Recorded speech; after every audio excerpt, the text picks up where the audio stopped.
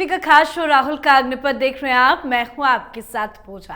महाराष्ट्र और झारखंड में विधानसभा के चुनाव होने हैं, जिसको लेकर जबरदस्त प्रचार चल रहा है। पीएम मोदी भी ताबड़तोड़ प्रचार में जुटे हैं, पर राहुल गांधी कहीं नजर नहीं आ रहे हैं। राहुल गांधी ने अब तक चुनावी प्रचार से दूरी बना रखी है। ना वो महाराष्ट्र पहुंचे और ना ही झारखंड। लेकिन हाँ, राहुल गांधी अपनी बहन प्रियंका वाड्रा के लिए जरूर वोट मांग रहे हैं। राहुल गांधी ने वायनाड में बहन प्रियंका गांधी वाड्रा के लिए चुनाव प्रचार किया। राहुल गांधी ने जनता से प्रियंका को बहन, बेटी और मां के रूप में देखने की अपील की है। एक नुक्कड़ सभा को संबोधित कर राहुल गांधी ने कहा कि आज मुख्य लड़ाई संविधान को बचाने के लिए है।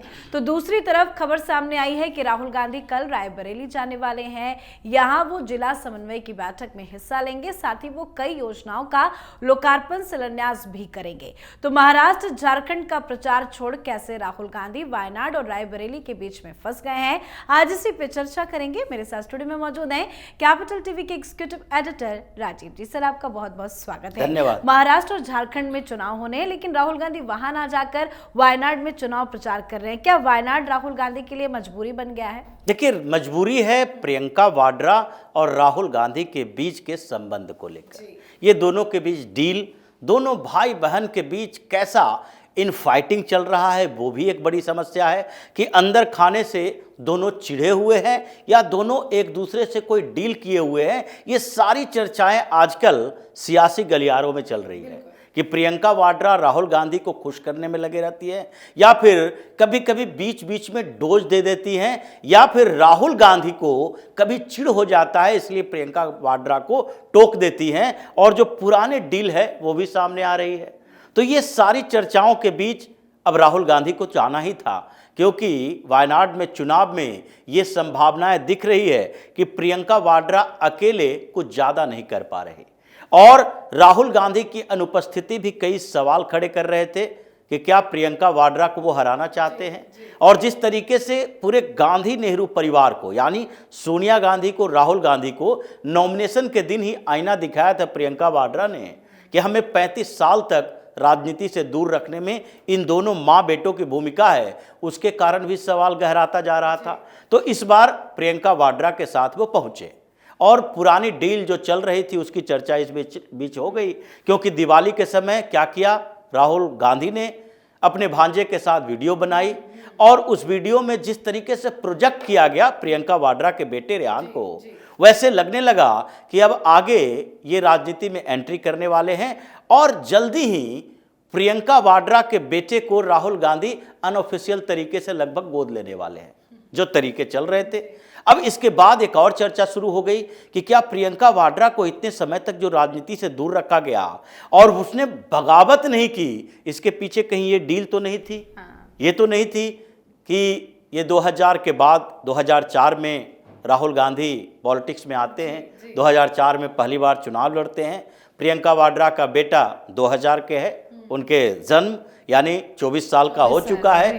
तो लगभग राहुल गांधी ने प्रियंका वाड्रा से डील की होगी कि देखो, आगे हम तो राजनीति हमारे तक ही सीमित रहेगी, अभी हम शादी करने वाले नहीं हैं, और भविष्य में भी पता नहीं शादी करेंगे कि नहीं करेंगे। अब कब करेंगे? अब तो समय बीत गया। अब समय बीत गया है, तो इसके बीच में एक डील हो सकती है, क्योंकि ये यूरोप में कई मूवी में भी दिखाया जाता है, टेरिटरी को लेकर, झगड़े को लेकर कि भाई आप मेरे साथ सहयोग करो, हम आपके साथ सहयोग करेंगे। और ये सहयोग किस आधार पर थी कि मैं अपना वारिस तुम्हारे बेटे को घोषित कर दूंगा, तो तुम कम से कम इतना त्याग करो कि मेरे एस्टेब्लिश होने तक राजनीति से दूर रहो।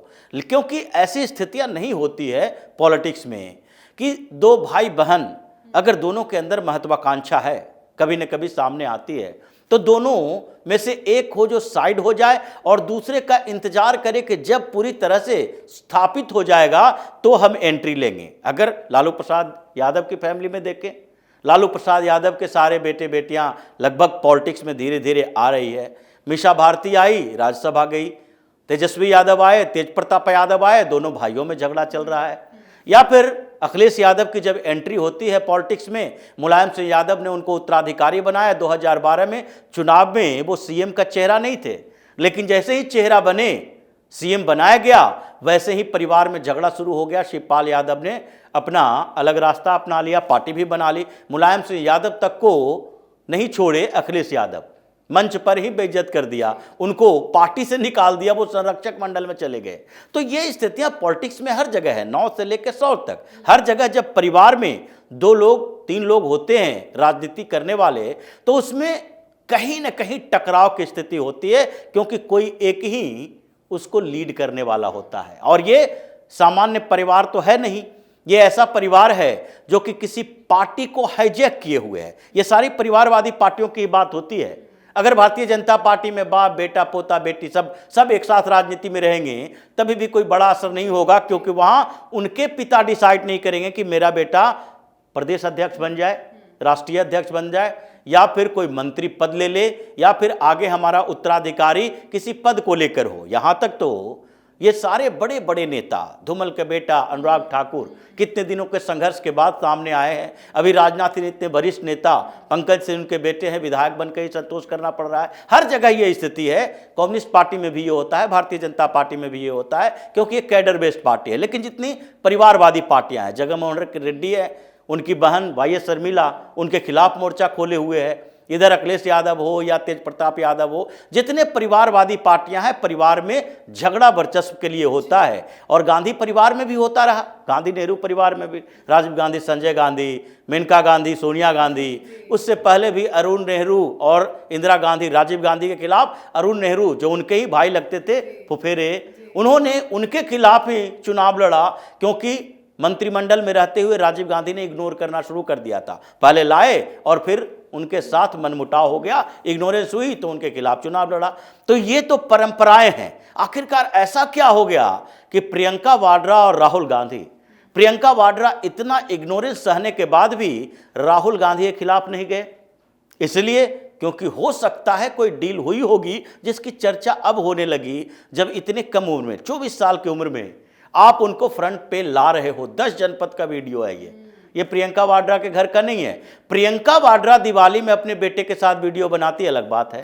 राहुल गांधी बना रहे हैं प्रियंका वाड्रा के बेटे के साथ, और ऐसा लग रहा है जैसे बाप बेटे की तरह बात कर रहे हैं, यानी कि वो प्रमोट करने की कोशिश कर रहे हैं, जो अब इनके सीक्रेट डील सामने आ रहा है। लेकिन अब प्रियंका वाड्रा राजनीतिक मैदान में है, और इसलिए उन्होंने जो वायनाड में पिछली बार माँ और भाई दोनों के सामने बोला था, इस बार शायद राहुल गांधी ने बदला ले लिया।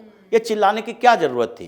प्रियंका वाड्रा ने वही बात तो बोली थी कि जैसे आप हर मंच पर बोलते हो, उनकी भी आदत हो गई कि भाई अपने भाई को खुश करना है तो अडानी या मोदी का नाम लेना जरूरी है, बिजनेस हाउसेस का नाम और मोदी के साथ जोड़ना जरूरी है। और इसलिए मंच पर चूंकि प्रियंका वाड्रा पहले बोल रही थी, तो उन्होंने एक बात कह दी, और वो बात कह दी कि पीएम मोदी कुछ विशेष बिजनेस घरानों के लिए ही काम करते हैं, वो लोगों के लिए काम नहीं करते। पीएम मोदी हैं जो आप लोगों के लिए काम नहीं करेंगे। हम लोगों ने कितना मुद्दा उठाया यहाँ का, वायनाड के बारे में राहुल गांधी ने संसद में मुद्दा उठाया, पता नहीं, किसी को तो पता नहीं कि वायनाड के बारे में क्या मुद्दा उठाया। राहुल गांधी ने आज तक संसद में कितने सवाल पूछे हैं, ये तो पहले प्रियंका वाड्रा बता देती, क्योंकि राहुल गांधी संसद पहुंचते हैं तो इसीलिए पहुंचते हैं जब इनको किसी भी मुद्दे पर, यानी कि पार्लियामेंट में जब सवाल जवाब होता है तो ये 0 आवर में सवाल पूछे जाते हैं। लेकिन राहुल गांधी तब आते हैं जबकि राहुल गांधी को बुलाया जाता है कि ये डिबेट चल रहा है जिसमें कांग्रेस को अपना पक्ष रखना है, तो ये सवाल कहां से पूछेंगे। लेकिन प्रियंका वाड्रा ने बोला कि हमारे भाई ने कई सवाल आप लोगों के लिए उठाए, यहाँ के समस्याओं, आपदाओं, हाथियों की समस्या, जंगल की समस्या, रोजगार, बेरोजगार, मेडिकल कॉलेज खोलने के लिए, लेकिन सुनी नहीं गई बातें।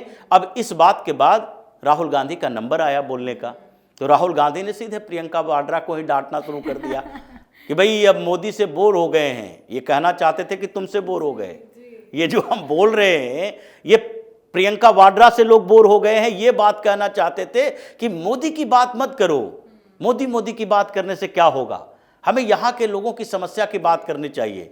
क्यों?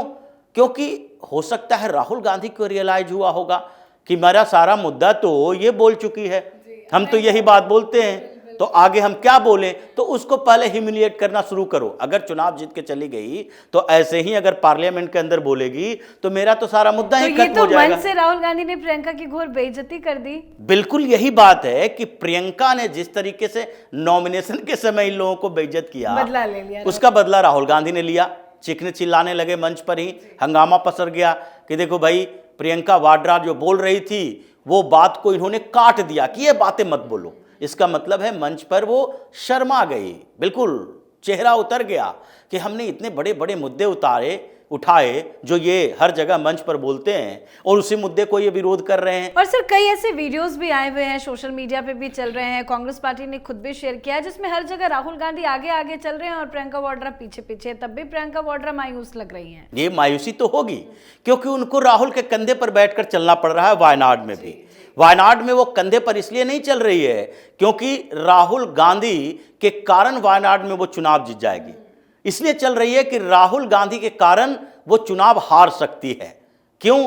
क्योंकि राहुल गांधी की पूरी टीम ये इस बात के पक्ष में नहीं है कि प्रियंका वाड्रा यहां से चुनाव के लिए जीत कर जाएं, और इसीलिए वो राहुल गांधी के पीछे पीछे चल रही हैं कि ये अपने लोगों को भड़काएं नहीं, समझाएं, किसी तरीके से हमें चुनाव जीतने का एक मौका तो मिले, आगे इससे बदला ले लेंगे। जैसे इतने दिनों की भड़ास निकाल ली नॉमिनेशन के समय, वैसे ही प्रियंका वाड्रा भी एक समय का इंतजार कर रही है कि जब मौका मिलेगा तभी बताएंगे। जैसे पिछले कई बार प्रियंका वाड्रा ने राहुल गांधी को मौका मिलने पर ह्यूमिलिएट किया है, एक दो बार नहीं। और जैसे पंजाब का मसला चल रहा था, सिद्धू का मसला चल रहा था, उस समय राहुल गांधी इग्नोर हो गए, प्रियंका वाड्रा मैदान में आ गई। सचिन पायलट के मामले में प्रियंका वाड्रा सामने आ गई और मीडिया में खबर छपी कि प्रियंका वाड्रा ने यह सारा मसला सुलझाया, राहुल गांधी ने नहीं सुलझाया। तो ये दोनों के बीच चल तो रहा है और ये जो पहले वाली डील थी वो अब सामने आई। अब प्रियंका वाड्रा क्या करते हैं ये देखना पड़ेगा। लेकिन वायनाड में तो इन दो भाई बहनों के बीच जैसा चल रहा है, वहां के कांग्रेस के नेता कार्यकर्ताओं में भी चल रहा है।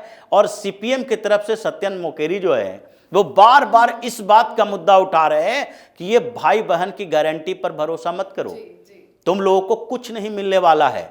ये चेहरा दिखाएंगे, जैसे सलमान खान शाहरुख खान आया वैसे प्रियंका वाड्रा और राहुल गांधी आएंगे, यहां पर हाथ हिलाते हुए आएंगे, हाथ हिलाते चले जाएंगे। तुम्हारे पास यहां पर पाने के लिए शून्य रहेगा क्योंकि इन लोगों ने हर जगह पर धोखेबाजी की है। इसी बात को लेकर वहां पर फंसा हुआ है पेच। बिल्कुल सर, एक और खबर सामने आई है कि राहुल गांधी कल रायबरेली जाएंगे, बैठक में हिस्सा लेंगे, कुछ कार्यक्रम में भी शामिल होंगे। लेकिन सवाल यह है कि उपचुनाव भी होने हैं, इंडी अलायंस के जितने भी प्रत्याशी उम्मीदवार हैं उनके लिए राहुल गांधी चुनाव प्रचार क्यों नहीं करेंगे? देखिए, इंडी अलायंस के लिए अगर प्रचार करते हैं उत्तर प्रदेश में तो संगठन टूटने के कगार पर है।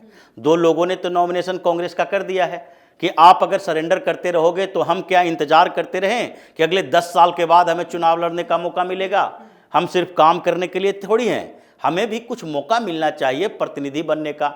इसलिए दो लोगों ने, फूलपुर से भी प्रत्याशी है कांग्रेस का, तो इस तरह से इनको लगने लगा है कि हमने सरेंडर तो कर दिया, उम्मीदवार है नहीं, और रायबरेली जाना मजबूरी है क्योंकि ये जो डिस्ट्रिक्ट डेवलपमेंट मॉनिटरिंग कमेटी है उसका जो अध्यक्षता करना वहाँ के सांसद का काम है। अगर नहीं जाएंगे तो बदनामी होगी, वहाँ पर समितियों का गठन नहीं हो पाएगा और इसलिए मजबूरी में वहाँ जाना पड़ रहा है इनको। वहाँ जाएंगे, देखते हैं क्या क्या ये वहाँ पर गुल खिलाते हैं, क्योंकि जिस भी मीटिंग में राहुल गांधी जाते हैं वहाँ पर अनुकूल परिस्थितियाँ नहीं होती है, प्रतिकूल ही हो जाती है। अब वहाँ पर वो जा रहे हैं लेकिन इंडी अलायंस के लिए प्रचार नहीं कर रहे हैं, ये तो अखिलेश यादव के मुंह पे तमाचा है।